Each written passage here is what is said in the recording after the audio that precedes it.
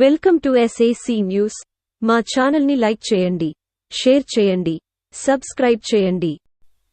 తెలుగు జాతి ఆత్మగౌరవాన్ని ప్రపంచవ్యాప్తంగా చాటిన మహానుభావుడు దివంగత ముఖ్యమంత్రి నందమూరి తారక రామారావు తెలుగు జాతికి స్ఫూర్తిదాయకంగా నిలిచారని కడియం మండల టీడీపీ అధ్యక్షులు వెలుగుబంటి నాని, రాష్ట్ర తెలుగు రైతు ఉపాధ్యక్షులు మార్గాని సత్యనారాయణలు పేర్కొన్నారు.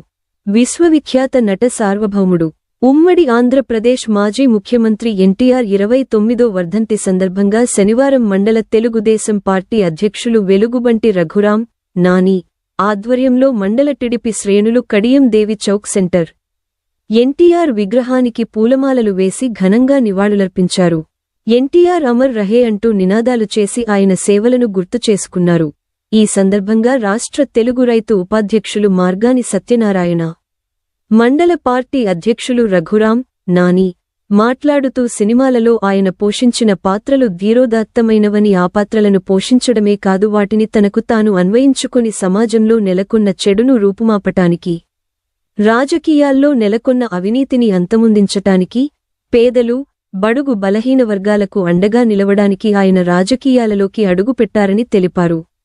తన పాలనలో పేదలకు సంక్షేమ కార్యక్రమాలను అందించటం ద్వారా వారి హృదయాలలో ఆయన చిరస్థాయిగా నిలిచిపోయారని తెలిపారు.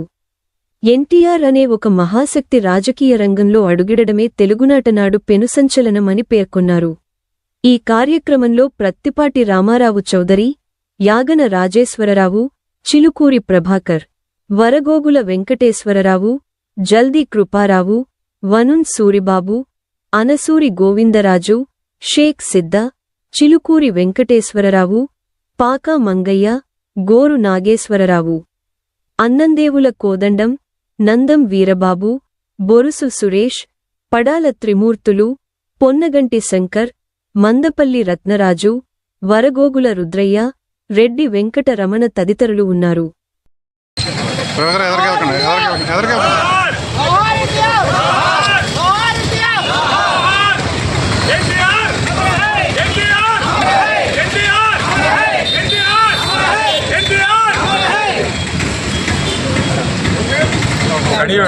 కడియం మండలం 29వ ఎన్టీఆర్ గారి వర్ధంతి సందర్భంగా ఈవేళ కడియంలో ఎంతో జనవందరూ వచ్చి ఇక్కడ ఆయన నివాళులు అర్పించారు.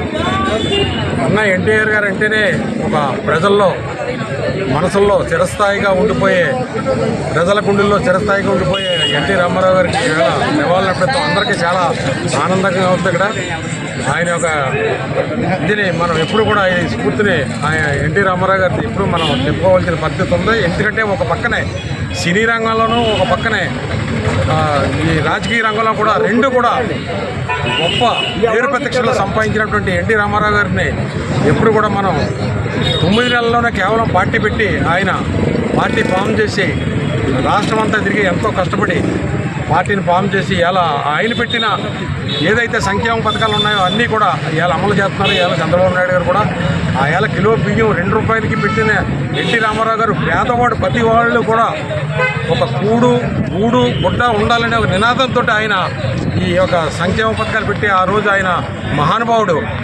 అందుకే ఆయన ప్రజల గుండెల్లో చిరస్థాయిగా నిలిచిపోయాడని మేము చెప్పగలుగుతున్నాం. ఎప్పుడు కూడా ఆయన ఈ భూమి ఉన్నంతకాలం కూడా ఆయన ఉంటాడు. ఆయనకి మనం భారతరత్నం ఇవ్వాలని మా అందరి కోరిక. ఆయన ఎప్పుడైనా భారతరత్నం ఇచ్చి తీరాలి.